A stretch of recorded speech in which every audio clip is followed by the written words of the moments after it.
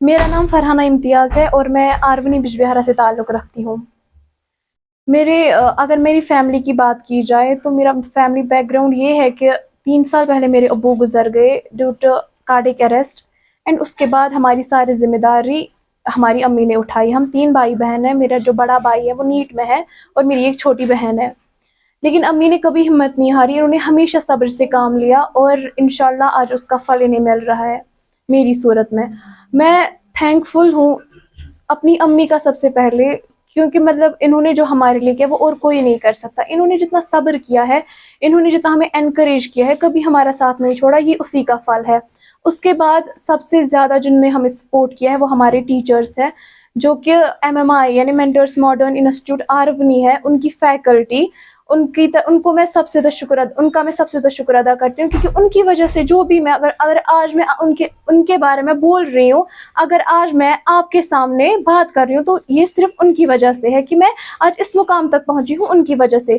सबसे पहले तो मैं टीचर्स का शुक्र अदा करूँगी, and mostly our principal Bilal sir, जिन्होंने मुझे बहुत ज़्यादा सपोर्ट किया फाइनेंशियली भी, एजुकेशनली भी, और उनका मैं सबसे ज़्यादा शुक्र अदा करती हूँ।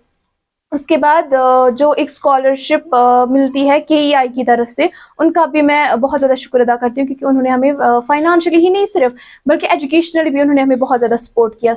अगर मैं किसी की थैंकफुल हूँ तो मैं सबसे पहले अपनी अम्मी की, फिर टीचर्स ऑफ MMI आरवनी एंड प्रिंसिपल मेरी बिलाल सर एंड KEI की मैं बहुत ज़्यादा थैंकफुल हूँ। तो वालिद साहब कब गुजर गए, तो उसके बाद आपने क्या?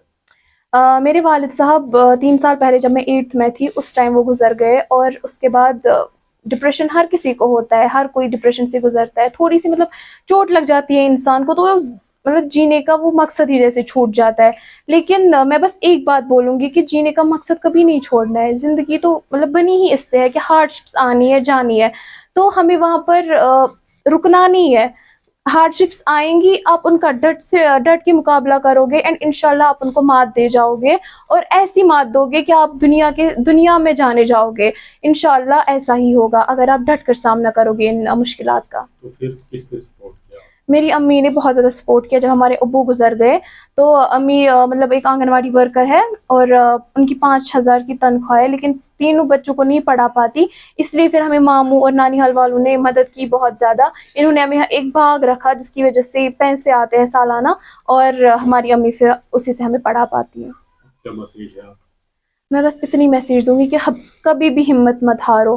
फेलियर्स आने हैं, जाने हैं, कुछ भी हो सकता है ज़िंदगी में। अगर आप अभी पहली सीढ़ी चढ़ रहे हो, तो वो भी वक्त आएगा जब आप आखिरी सीढ़ी पर होगे, यानी आप सबसे ऊंचे मुकाम पर होगे। लेकिन ये तभी मुमकिन है जब आप कंसिस्टेंट रहोगे टुवर्ड्स योर स्टडीज, जब आप कंसिस्टेंट रहोगे, टाइम मैनेज करोगे अच्छे से, और हिम्मत कभी भी नहीं हारनी। इंशाल्लाह जहाँ पर आज मैं हूँ, कल आप भी वहाँ पे होंगे। आगे क्या बनना चाहते मैं आगे एक डॉक्टर बनना चाहती हूँ, क्योंकि मतलब जो मेरे फादर है वो भी एक डॉक्टर ही थे, एंड मुझे उनके प्रोफेशन को इंशाल्लाह आगे लेके जाना है। हैं? डॉक्टर में कौन सा जुज आपने जिसम कर हार्ट कार्डियोलॉजिस्ट बनना है आप बता मुझे। सकती हो ना?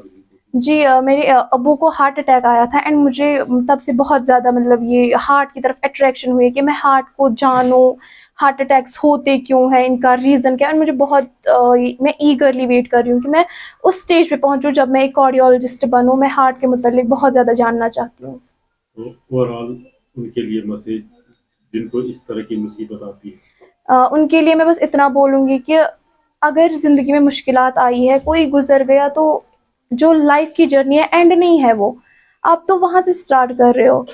तो अपनी हिम्मत बनो, खुद की हिम्मत बनो, क्योंकि जब आप पहले खुद की हिम्मत बनोगे तभी दूसरे आपकी हिम्मत बनेंगे।